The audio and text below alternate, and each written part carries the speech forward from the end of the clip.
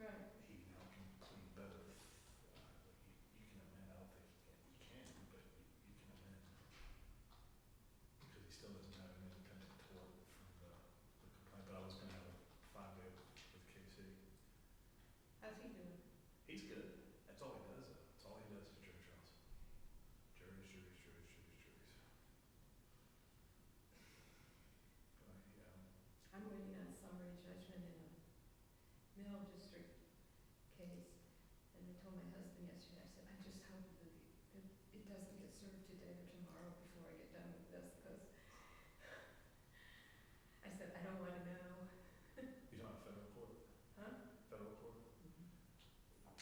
You know, the interesting with federal, they'll sit there and wait until you almost have a trial date, and then they'll rule on any of those dispositive. Oh, we've already turned in all of our pretrial. The only thing we didn't turn in, I moved to continue jury instructions, because until we know what's going forward, I said, it's stupid for us to sit here to complicated jury instructions. But all of our joint pretrial statement, our trial briefs, everything have already been filed. And we still don't have an answer on summary judgment. And you wish they'd rule on that before you do the other stuff, because the other stuff is thousands of dollars. Well, the sheriff's department's already said we think we're going to lose and we're going up, so we're not going to trial anyway. But we can't count on that. No. And the court won't just let us miss the deadlines since they say that. So, Yeah, they're pretty funny about their deadlines.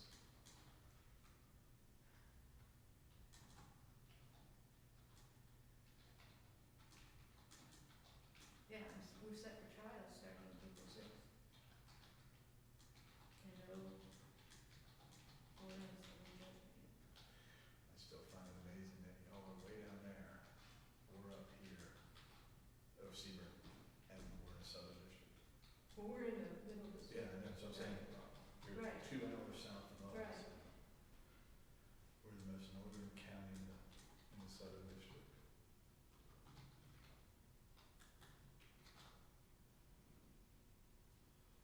Yeah, it's easy for the middle district, it's right up the street.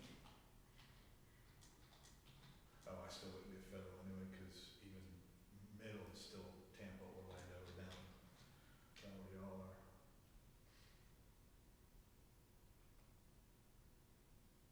And if you do an unemployment issue, you have to go to the northern district, no matter where you are, but you're almost. Oh, for the Unemployment Commission?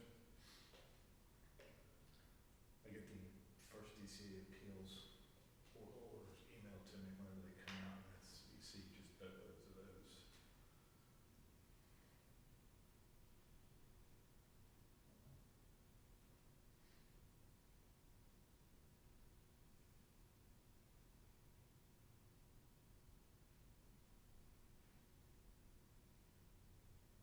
The only good news about what happened last week was I forced myself to work in Word to amend it and correct it, briefs, and I learned a lot.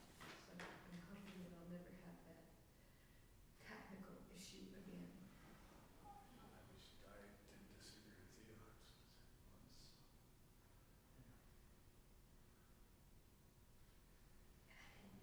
I said to Ryan, I said, do you know when the rule is I cannot do those in appeals?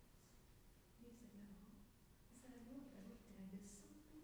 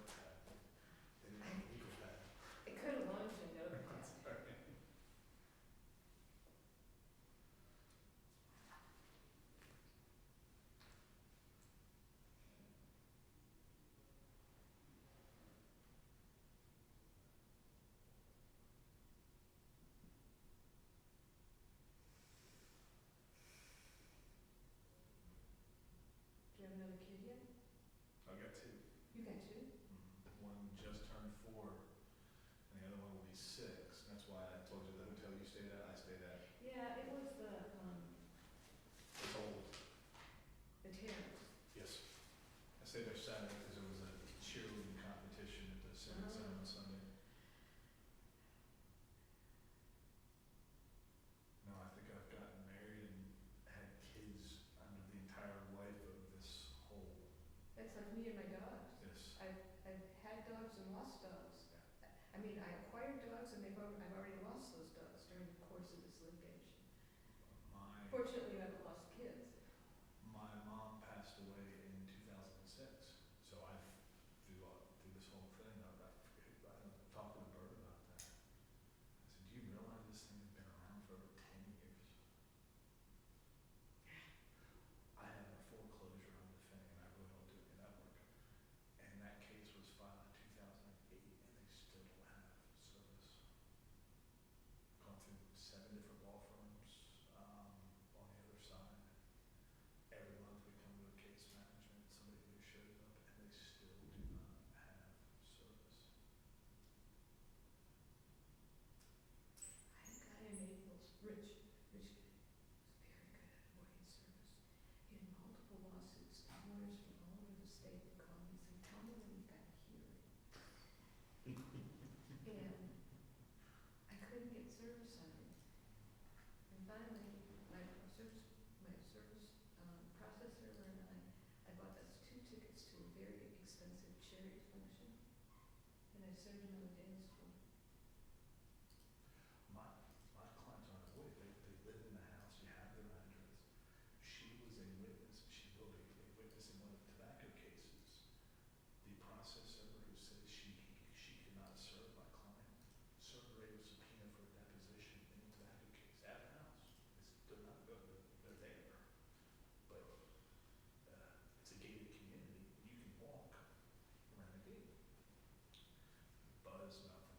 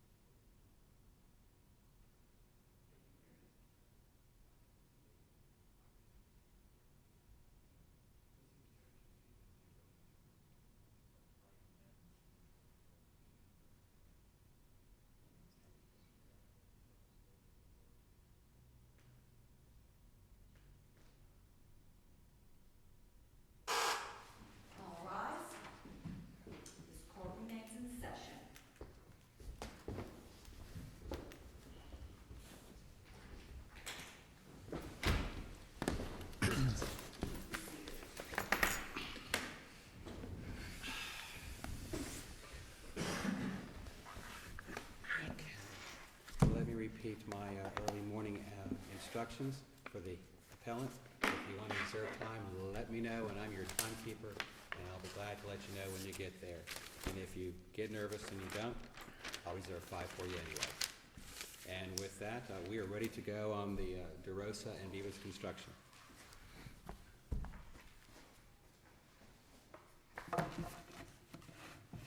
Good morning.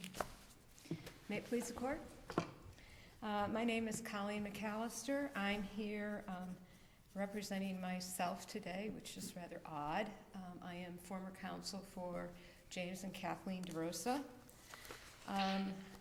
This is an appeal of an order of the, first of all, an order of the trial court finding that count 14 of the DeRosa's Fourth Amended complaint for malicious prosecution was not supported by the material facts necessary to establish a claim, and the claim was not supported by then existing law because plaintiffs offered only one witness at trial, and that on the issue of malice, and that witness contradicted plaintiff's claim. There was also a final judgment entered in the case, which awarded Beas Construction, Inc. $151,542.80 for defending the malicious prosecution claim at trial. And that order was equally split between the DeRosas and I in the amounts of $75,771.40. I'm asking the court to find, first of all, that the order finding that the malicious prosecution claim was frivolous under 57-105 and abuse of discretion because it was contrary to the evidence heard at trial. And second of all, that the sum awarded, the $151,542, was in some parts of it not supported by substantial competent evidence. Other parts of it were precluded under both 57-105 and 57-104, which is the statute that deals with the costs of paralegals at trial. If ever, in my opinion, there was a claim that was not frivolous, it was the DeRosa's malicious prosecution claim against Beas Construction, Inc. The evidence heard at trial and the documentary evidence heard at trial showed that Beas Construction, Inc. had no legal relationship whatsoever to the DeRosas. The legal relationship was between the DeRosas and Mike Beas, who was the other party to the contract to construct their home. There's no question that the contract was between Mike Beas and the DeRosas, but Mike Beas was unlicensed, and Mike Beas was not qualified by a licensed contractor. So Mike Beas, under Chapter 489 Florida statute, not only committed a crime in building a house without a license, but had no ability under Chapter 489 to enforce his contract. What's puzzling about this, though, is that Beas Construction, his company, had a qualifier, which this is probably totally irrelevant, but I can't understand why he would enter a contract in his own name when he's not a licensed contractor with the DeRosas to build a home, when he had a construction company, which was his, which he had a qualifier for, which would have made this all work. And I guess it's totally irrelevant, but I can't figure out why it would happen this way. Actually, it's not, because at the time he entered the contract with the DeRosas, he didn't have a qualifier. I see. That's why. Why? Now it makes sense. And okay. in fact, as I said in my initial brief, the evidence he provided to court was, what he did is he paid Jesse Jones, who was a licensed contractor, $1,000 to use his license to take out a building permit. He claimed at trial that Jesse Jones qualified his company or acted like a qualifier, and claimed that he oversaw everything financial, he oversaw the construction. Which his testimony was he didn't do any of that. He didn't do any of that. But that's not relevant anyway, because the construction company wasn't the contracting party with your former clients, right? Correct. So who cares, right? You have an unlicensed contractor who basically is going to build their home. When he doesn't get paid, he files a contractor's lien, sues to enforce a lien, which he doesn't have a legal right to do. You defend that and then later sue him and bring an action against him for maliciously prosecuting your clients. Without probable cause. Right. Okay. It's hard to see how that's frivolous, but... And as I say, if there was ever a claim, that I filed that wasn't frivolous, this would be it. And in fact, on the issue of malice, which, by the way, never once, except in the hearing on the county court attorneys, or no, in the hearing on my motion to claim punitive damages, we had some discussion about whether my proffer was sufficient to prove up malice in terms of punitive damages. Other than that argument, there was never, ever any discussion of malice at all in this case. In other words, truthfully, the probable cause issue was not in dispute. The DBPR found him unlicensed. The chief counsel for the DBPR issued legal findings of fact that the contract was between Mike Beas and the DeRosas. Even Judge Cowden, the judge prior to Judge Langford, who took this case to trial, even Judge Cowden, in one of her opinions, stated the contract is clearly between Mike Beas and the DeRosas, and not Mike Beas as an agent of Beas Construction, Inc. So there was no dispute about that. The argument about why this is frivolous is that the DeRosas failed to prove up their damages. Now, understand, the 57105 motions basically said nothing except all the claims the DeRosas had were factually erroneous, baseless, and without merit, and DeRosas knew this at the time they filed the complaint. That was the content of the 57105 motions, except for the one motion filed that specifically addressed malicious prosecution, and that motion dealt with the county court fees and claimed that they were sought and considered in the county court case and therefore couldn't be used as special damages in the malicious prosecution claim. They lost that motion on summary judgment. The court said there were disputed issues of fact. Yeah. We didn't decide that issue about how, in the case is Landano v. Turkey Creek, that was the legal dispute. What did the phrase sought and considered mean? And that was a dispute that started in 2012. It was decided on the afternoon of the third day of trial. The claim went to conclusion. They moved for directed verdict. The judge turned down directed verdict and sent it to a jury. The jury never even reached the issue of damages. The jury decided that Mr. Beas did not maliciously prosecute the DeRosas without probable cause, and that the case did not end in their favor. I don't know which element of that they didn't get or understand, but it's a difficult claim to take to a jury, always. Their argument is that we didn't prove up their non-economic damages. In my argument, we didn't have enough witnesses, and the one witness that I excused from trial showed that this was a frivolous case because we didn't prove non-economic damages. But of course, I litigate these malicious prosecution claims quite frequently, and I can tell you that the most damaging part of a malicious prosecution is the fact of the malicious prosecution, the fact that you are falsely accused in a public forum. And in the case of the DeRosas, not only were they falsely accused, but in the county court case, they were maligned. Well, the title of their property was slandered also. The title to their property was Correct. Slandered also. And so, the idea that they wouldn't have been damaged regardless of who else came in to testify, to me, is absurd. And, they were damaged by the fact that somebody prosecuted them in a court for more than 4 years on a claim that was without any probable cause whatsoever from the get-go. Did they bond the lien off? Pardon me? Did they bond the lien off? Or did Well, they just leave it pending during the 4 years? No, they left it pending. Okay. But of course, for 4 years, they sat there with this lien hanging over their heads and these arguments in the court that this unlicensed contractor wanted to take their house. And and the weird thing about the judge's order Was there a is- mortgage on the property? No, Okay, so there was nothing that this lien was behind? no. This lien was first? Yes, Okay. yes. Well, And how much was the lien for? it was $12,000, which of course the evidence in county court and in the circuit court case was that those were monies that were disputed between the contractor and the DeRosas in the first place. The argument I made in the county court in the lengthy post-trial motions period was that not only were those sums disputed, but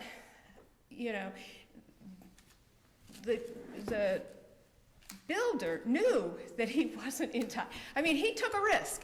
You want to build a house without a license, that's fine. But in Florida, that is A, against the law, and in Florida, you can't enforce your contract Was if he you don't. represented by counsel in that county court action? Yes, Mr. O'Coney was his lawyer all the way through. I came in on the last day of the county court trial,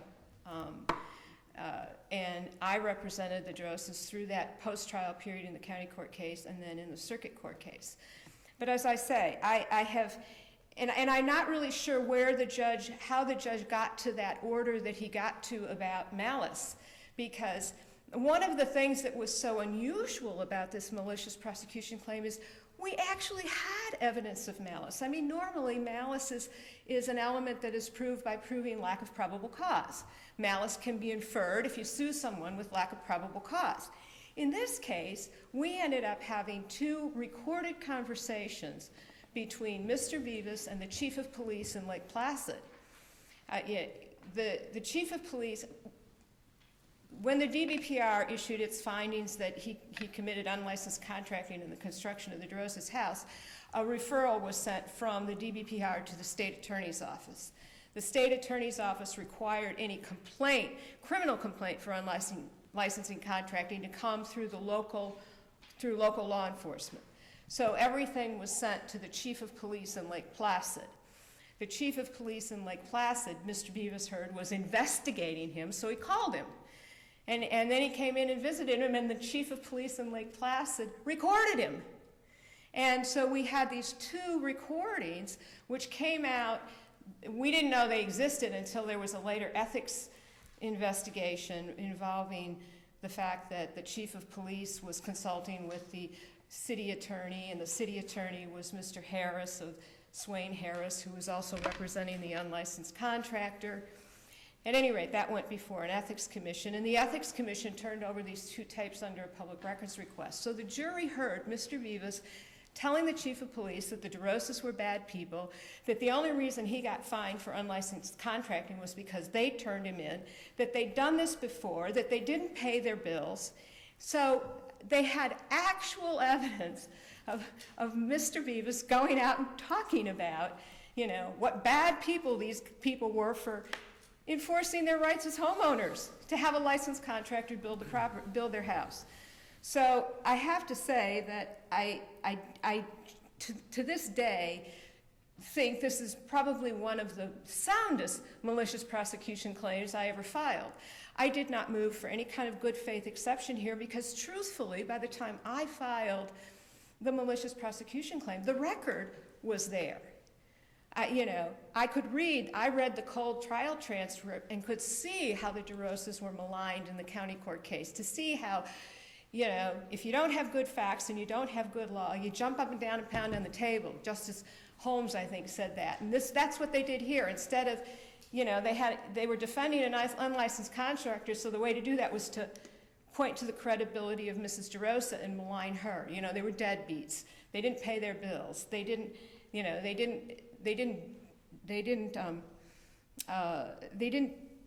do the job correctly. They weren't credible. They were dishonest. They were deceitful. All these words were used in the county court trial. So it was easy for me to see how they were damaged by the county court prosecution. I mean, Highlands County is a small county. Nothing happens there where everybody doesn't know what's going on. So, it was one of those rare malicious prosecution claims where they didn't have to really tell me anything before I filed it. The second part of this was the hearing on attorney's fees. And during the hearing, Mr. Laconte testified. He didn't actually know that the billing record was submitted to the court. He didn't actually know. He thought the bill was about $141,000. It was 29 pages of billing entries. I spent 3 days comparing every single billing entry to a document. He thought it was $141,000 approximately. He said he had already apportioned out $50,000. Neither the court nor I nor the DeRosas ever saw the unapportioned bill except at the second hearing on the amount of fees. They produced it for a moment for me to look at just to verify that it actually existed, but not to compare any line items. And they let the court look at it to see that it actually existed, but it was not moved into evidence. It was not reviewed, and in fact, their expert even testified that he really felt that the court and I were entitled to an unapportioned copy of the bill to compare to the apportioned, because he could say anything. He said the bill was $205,000. I don't know if it was $205,000. You're at 15. You're at 15. Ah, okay, well then I'll finish up at the end.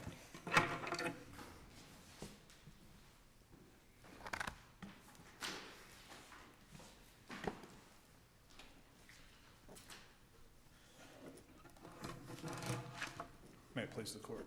Scott Laconi with Swain and Harris on behalf of the Appellee Beas Construction. Now, I believe you had asked one question about how the parties were interrelated as it related to the prior construction.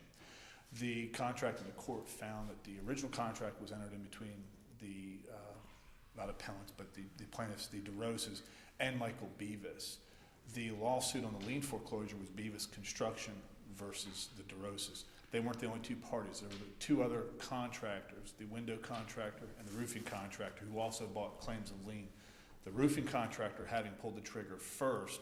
Well, let me go back to, though, how could Beas Construction bring an action on a claim of lien if it wasn't in contract with the DeRoses to build a house? At the time, they believed they were in contract. I was the trial attorney. Yes, sir. Believed? All you do is look on the contract and see what the name of the parties are, right? When you look at the claim of lien, it has Beas Construction. I understand that, Yes, sir. the claim of lien. So who filed the claim of lien? Beas Construction. They Michael did it Beas is themselves. president. Yes, I Your see. Honor. Okay.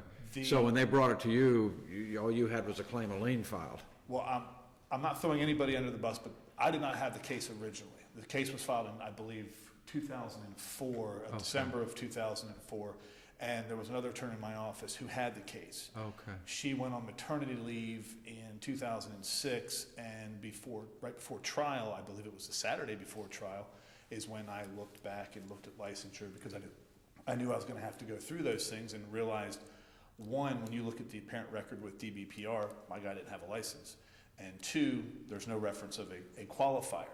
So I called the attorney who originally had it and said, we got a problem. We got a big problem because I can't go forward with this. And then she discussed with me case law that she had found about the safe harbor provision and how that would get shoehorned in with the qualifier's name was Jesse Jones. So we went to trial. It was 3-4 days spread over, I think, a couple months. Ms. McAllister came in at the end. And then that's how we sat. But in terms of contractor versus who the contract was with, ultimately... But you lost in county court, right? We actually prevailed at county court. Ms. DeRosa filed a motion to set it aside. Ms. McAllister filed a motion to set it aside. It was set aside. The court said, refile everything. We did not, because at that point it was... You realized you had a problem? I did further research, because at the time I saw the initial problem. Research had already been done, and we were getting ready to go to trial, so all five went. But irrespective of that, Beas Construction pursued the DeRosas on a claim of lien with no legal basis at all for 4 years. Yes, sir. Okay. And at the subsequent trial in the circuit court. And while it's certainly understandable that the lawyers in your office didn't know that because you were presented with a claim of lien filed by a construction company, Beas Construction and Beas himself certainly had to know that. I would assume so, yes. You don't need a legal background to know that you can't file a claim of lien in behalf of a party, particularly if you're a contractor, because, yes. I represent a few contractors in my town. These people have a pretty good idea about this mechanics lien law. I'm on the licensing board for Highlands County, licensing and enforcement board, so I'm well aware. At trial we had in the circuit court, in opening statements, I freely admitted at the time, because by then I'd already done my own research and realized, in terms of the county court, we're not going anywhere. We can't refile. We can't do anything, because if I were to do that, not only would I be subject to a 57-105, I'd probably get a letter from somebody up in Tallahassee asking me to explain my actions, which I prefer not to do. Yeah, no, and I appreciate that and understand that. Yes. So later when when Ms. McAllister's clients, the DeRosas, sought to bring an action for being maliciously prosecuted under the claim of lien action, how is that frivolous? I don't know if my brief went so far, and I would have to apologize. I had, as I told Ms. McAllister, I had my notes, my little index cards, and my argument at least outlined. I put it in my folder. I put my folder on my toolbox on my truck, brought my garbage cans up to my house, hopped in my truck, drove down 66 to 17. My folder with my notes is probably somewhere around Wauchula right now. Okay. So in terms of that, I'm going to talk about my brief, I guess, for that purpose. I don't necessarily agree with the trial court's order. I don't believe that you could not find malice under the case law. And I think one of the cases I cited was Kushia, and I might be mispronouncing that, but I did cite the elements that are required under that case. I don't necessarily think that part, and I did not draft the order. Ms. McAllister did not draft the order. That was the court drafting that order right before Judge Langford retired. I think this was one of his last signings, and then out the door he went. In terms of my position and my client's position is that with any cause of action, you've got elements you have to meet. And I think the rest of the order would still fall in line with my argument, that being such as a breach of contract claim. You have a contract, you have a breach, you have to have damage. So if I were to contract with somebody and I would say I was going to do A, B, C, D, and E in that order, and I do it A, E, B, C, D, I breach the contract. Have you been damaged? And that's what we have in this case. You might have malice, termination of the prior. Well, we have slander of title, right? Not addressed in the trial court, Your Honor. Well, nowhere in the record. There's no damage in the record. well, the lien was filed against these people's property, right? Yes. Okay, so, and it was a $12,000 lien on their property, which Yes. meant that for them to do anything with this property, they would have had to have addressed the $12,000 lien. And what you're saying is they didn't prove that they tried to do anything, it just sat there. No, I think slander of title would have been an independent action, independent of the malicious prosecution. I agree with that. And I'm using the term slander of title separate and apart from the cause of action. Yes, sir. The fact of the matter is the title was slandered by the claim of lien. Absolutely. Filed in the public records. If you were to Right. if you were to look at me and say, Mr. Laconte, which position would you like to defend? Would you like the DeRosas or would you like Beas Constructions?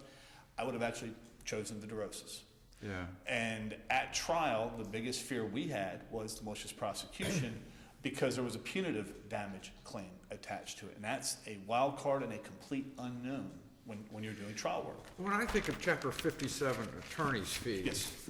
I think of something bordering outrageous. No basis in law or fact. This action was brought with, no good intention. It's hard to see how this falls into that category.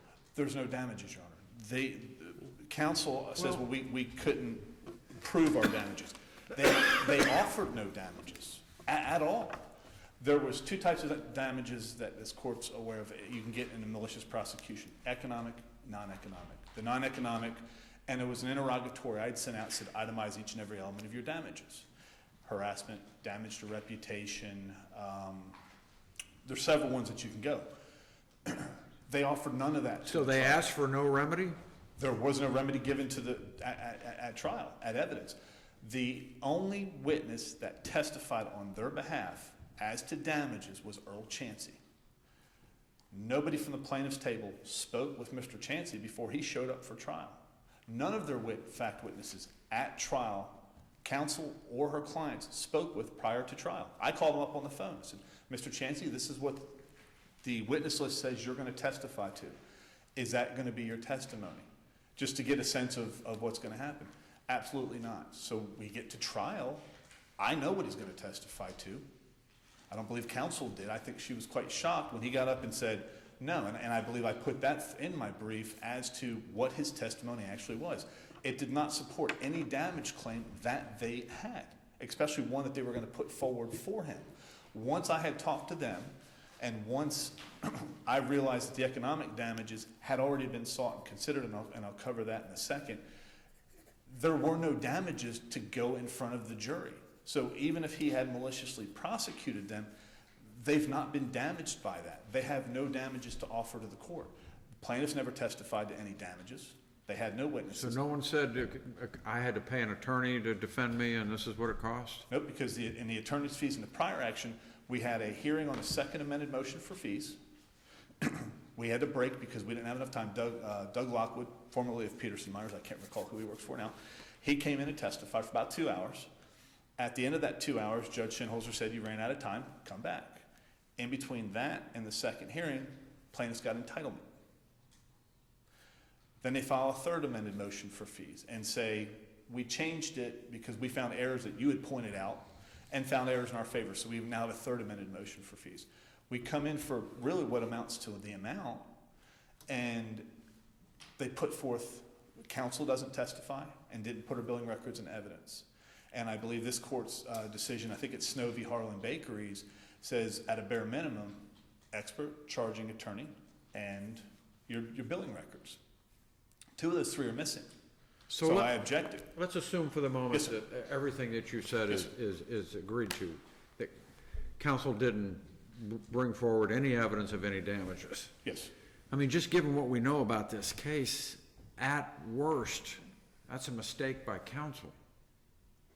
At worst, because we know for a fact that we have a claim of lien filed by someone who has no legal right to file a claim of lien that slandered the title to this property, and that there was a pending action in county court for 4 years. So presumptively, there's going to be some damage somewhere, and the fact that a lawyer just didn't bring it forward by mistake or neglect or whatever it is, does that make it frivolous?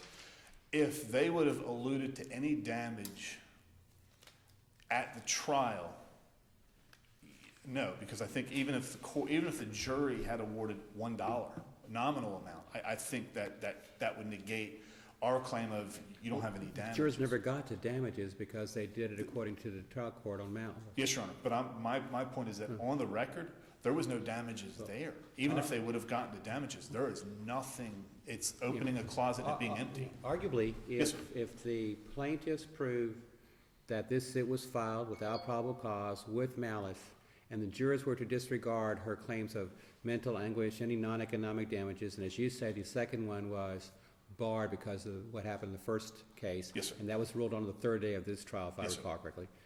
Couldn't counsel have asked the jurors for nominal damages of $1 to $10? I still think they would have had to show some kind of damage. Well, doesn't the law give you an award once you've proved a violation of your legal right? That's how you get to nominal damages, right? If you have a legal wrong, if they prove there's a legal wrong, the jurors are within their ability to just say nominal damages. I'm unsure. That is an issue I did not brief and I did not look up. Actually, as soon as I leave here, I will do that. Well, I can give you a place to start. Yes, sir. And it's not going to be on point, but there was a case with Swope Rodante, and there's an old line of talking about, let's see if I can find in there. I think there's a small passage in there under head note 6, maybe.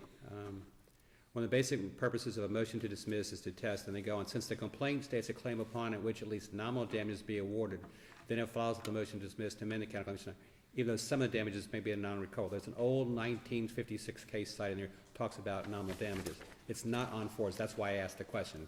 This was on a motion to dismiss, not your context. Yes, sir. But it gives you that old case, and Swope Rodante's at 85 Southern 3rd, 508. That's why I came across that in preparation of another case, and I thought that nominal damage award was an interesting point. And I know in my notes that I do not have in front of me, that was one of the issues I knew was going to be discussed. I'm sorry I didn't go through what you lit today, although I That's- did it the other day, I would have looked for your cards. I'm headed back there as soon as I get done here. But in terms of what we have here, there still was not even nominal type damages that could be awarded. There's nothing that was given to the jury. The one witness that was presented said, no, my opinion of the plaintiffs had nothing to do with what he said. I don't like them.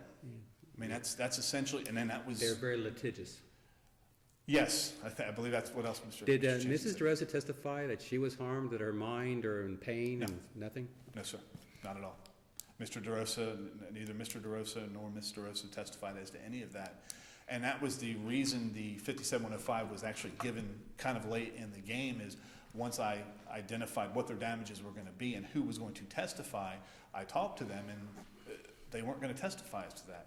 I believed that Judge Langford, who didn't hear the summary judgment originally on the not the economic damages portion of it, I was confident, but the only thing I was confident with that case was that he probably would knock out the attorney's fees based on Lodano v. Turkey Creek. So that's the purpose of the 5715, is even if you get to there are no damages. If they put anything in, I had to walk across the street and had to pay cab fare or something, that's damage. And I understand the slander of title issue, but again, in the interrogatory, it wasn't addressed there. And that wasn't even brought up as damage in there. And that's where it sits. Now, as to the other issues that were raised in the brief, the apportionment issue, I believe my brief covers that. There was no request to produce as to my billing records. So when we came to the hearing, it was, here you go. My standard operating procedure is, before I have a fee hearing, if we don't agree and stipulate to the fees, and that's generally the case, is here's a request to produce, give me your billing records before I agree to a fee hearing. So when Mr. Rose looked at the apportionment, his testimony was he compared the two, and it was properly apportioned, and the fees were proper. And that was my testimony also. With regard to the other members of the firm. Yes, sir. As we go through the case law, particularly some out of the fourth, they're talking about you have to have the attorney testify. Yes, sir. Have to have the billing records, and you need an expert. Yes, sir. Now, with regard to when there's multiple lawyers in a case, there seems to be there's exceptions to having every attorney testify. Yes, sir. One of the fourth DCA cases said, well, we don't see a problem here that the attorney didn't testify because this was the supervising attorney. In terms of your testimony, you were lead counsel. I'm trying to figure out where the line is drawn when you have to have all the lawyers testify. Obviously, if you'd have said you were the supervising attorney, that would have brought you within that 4th District Court of Appeal case. And I'm sorry, I don't have it memorized. That's all right. You'll have to trust me, that's kind of what it says. So I'm trying to wonder, these other people, Mr. Harris and 2 or 3, did not testify. You carried the bucket for everybody. Yes. So I'm trying to figure out, is there sort of a line? Is it a supervising attorney? Is it lead counsel? What is it that would excuse the other attorneys from verifying they actually did their work? In my opinion, if I had not been lead counsel, if I'd just been one of 3 that were doing the trial, and it had been Mr. Harris's case, if I had come in to testify and I was just basically one of the ones that were doing the grunt work, I think Mr. Harris would have been the proper one to come in. Then you'd just be a conduit for hearsay. Pardon? Then you'd be just a conduit for hearsay. For Mr. Harris doing it? Yeah, right, for his testimony and stuff, saying this is what I did and why I did it. Well, You'd be in a sense. I think if he comes in terms of your Right. your example, he comes in and he is the supervising If you're the only attorney. one in your grunt work analogy, Yes. then that would be just mostly hearsay for what? For what I've done, yes. And I think there was one case that I cited as to the proposition that one attorney can come in, and I think that might have been the case Your Honor was talking about. But everything from beginning to end, when I got the case in 2006, it has been my case. As Ms. McAllister and I were joking, I've been married. I now have a 5-year-old and a 4-year-old. All that has happened in the life of this case. And we're both looking forward to either the court saying yes or no, and then I can push this off my plate. Let me ask you this question, since I know you don't get a chance to rebut. The trial court's order is based on establishing malice. Your argument appears to be on the failure to prove damages.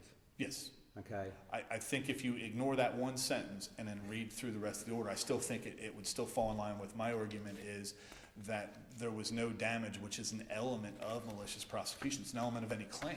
You have to have been damaged before you bring that lawsuit.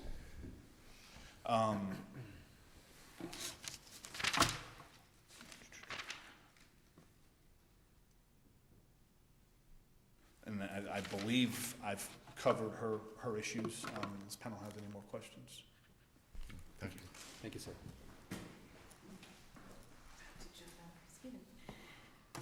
If you ignore that one sentence, then the order talks about damages. Well, we have an order that I appealed, and that order talks about malice. There was no motion for rehearing, not even a letter sent to the judge asking him to clarify the order. Did he mean damages or did he mean malice? So the order we're here on is an order that addresses malice. Let me go back to what was said at first. When Beas Construction, Inc. filed its county court complaint against the DeRosas, they attached the contract to it. So from the get-go, the contract was part of the issues here. The DBPR investigated. The DeRosas filed a complaint. They actually filed a complaint for construction damages. And then the DBPR started investigating and discovered that he didn't have a license. So they investigated the licensure issue. In December of 2005, before this case went to trial, but a year after Mr. Beas had filed his lawsuit, the DBPR issued a cease and desist order to Mr. Beas, stating that he was unlicensed in the construction of the DeRosas house. And it was for unlicensed contracting. They also issued an order to Jesse Jones for aiding and abetting an unlicensed contractor. When the case went to trial, there were no DBPR records, and the DBPR shared nothing with the DeRosas. So the DeRosas knew nothing about the cease and desist order that had been issued in 2005. But Mr. Beas testified in his deposition that his attorneys knew about the cease and desist order. As part of the evidence that eventually got the case defaulted and dismissed, and as part of the evidence we introduced in the circuit court case, we introduced the entire investigative file from the DBPR, which we got in a public records request. Because the DBPR is a governmental agency, we also got this has all been briefed in my initial brief, because we also got that file, we got the emails. In those emails, there was an email exchange between Mr. Laconey and the DBPR with the DBPR chief counsel, Laura Gaffney, saying, I want you to release that lien. This was in the early part of August, and he said, we had a last day of trial, August 4th. That was the first day I appeared. On the last day, and she said, I want you to release that lien. Mr. Laconey said, well, I need permission of the court to release the lien. And he said, I have a meeting with the judge on August 4th. I'll ask him then. Well, of course, on August 4th, he stood up in front of the court and asked the court to foreclose on the construction lien. Never said anything about releasing the lien, never said anything about the DBPR order, never said anything about anything. He released the lien, and then the judge he released the lien in the public records, never filed it with the court, never served it on the DeRosas. Mrs. DeRosa found it later by chance. But in the meantime, the court issued findings of fact. Now, this is how muddied this was for the judge. The court issued findings of fact and allowed a guy to foreclose on a construction lien that it didn't know had already been released, and then found that he was qualified by a licensed contractor, but the DeRosas didn't get any damage because they were in pari delicto with an unlicensed contractor. That was the substance of the order. He gets damages because he's qualified by a licensed contractor. They get none because they were in pari delicto with an unlicensed contractor. So the idea that nobody knew about this, is patently false. The damages issue. Mr. Laconey said here, said in the fee hearing, said in the two hearings on the amount of damage. They only put one witness on for damages. In my initial brief, and it's cited to the record, I said in my initial brief that during her testimony, Kathy DeRosa testified to the hell of the litigation, the stress of fearing that BCI would take their home, the humiliation of being characterized repeatedly as dishonest and deceitful, the embarrassment of her and Mr. DeRosa being labeled deadbeats, and the implication that they didn't pay their bills. She testified to all of that in the circuit court case as evidence of what they went through in the county court case. But what was the jury, what did you ask the jury to do about it? In my closing, I asked the jury to find that he had maliciously prosecuted the DeRosas and that they had been damaged. Did you ask for an amount? Was there any evidence of any amount that you were asking for? Did you quantify it in any way based on the evidence that had come out in this trial? I did not quantify the damages because they were, as I read the case law, the non-economic damages are an issue for the jury. And when we took the county court fees off the table,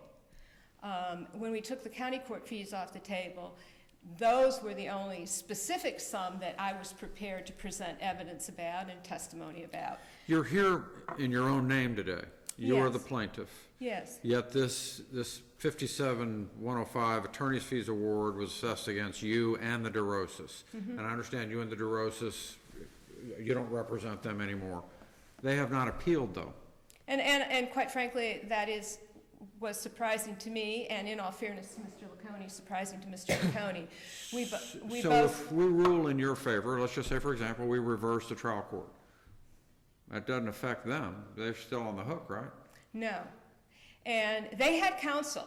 I No or represent, yes? huh? You said no. They're not still on the hook? Oh, yes, I'm sorry, Yeah, yes, yeah, they are because still this on. only as it relates to you. Yes, Okay. which is what was so surprising. Quite frankly, I expected them to file their notice of appeal and copy my brief. I intended to represent the DeRosas through the conclusion of the hearings. First of all, this is a very difficult thing for clients to understand, 57-105, although they fully knew about it. But what we really had a dispute over was money. They owed me money, and it didn't matter to, there was no difference to me about representing them in these hearings because we were both on the hook. So whatever came out of my mouth for me came out of my mouth for them, was my position on that, until they told me to put my insurance carrier on notice. And it was at that point, between the October hearing and the January hearing, that I withdrew, because at that point I felt like our interests had become adverse. Before that, I never argued a good faith exception, so I never saw our interests as adverse at all. I mean, except for the fact that, of course, if I lost, I had to pay half the bill. Well, I just was surprised by who's bringing this action and who's not bringing this action. So I was just trying to understand the whole picture. And they had counsel, so we were both surprised that he just didn't file the notice of appeal and copy the brief and change the names, because it is their argument. And I truthfully had kind of hoped they would. The other thing I wanted to say, not only did Mrs. DeRosa testify. Quickly, because we've gone past 5 minutes pretty quickly. So if you have, I'll let you 30 seconds to sum up, but you're way over time. Oh, I'm sorry. That's Well, okay. I wanted to address the issue of the other attorneys.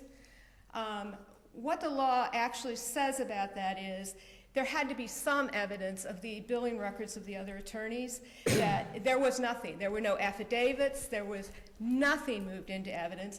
Even their expert admitted he never talked to them.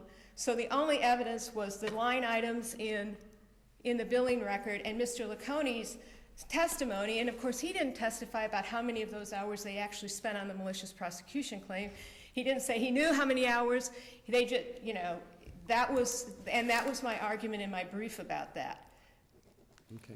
And I cited all the case law. Thank you.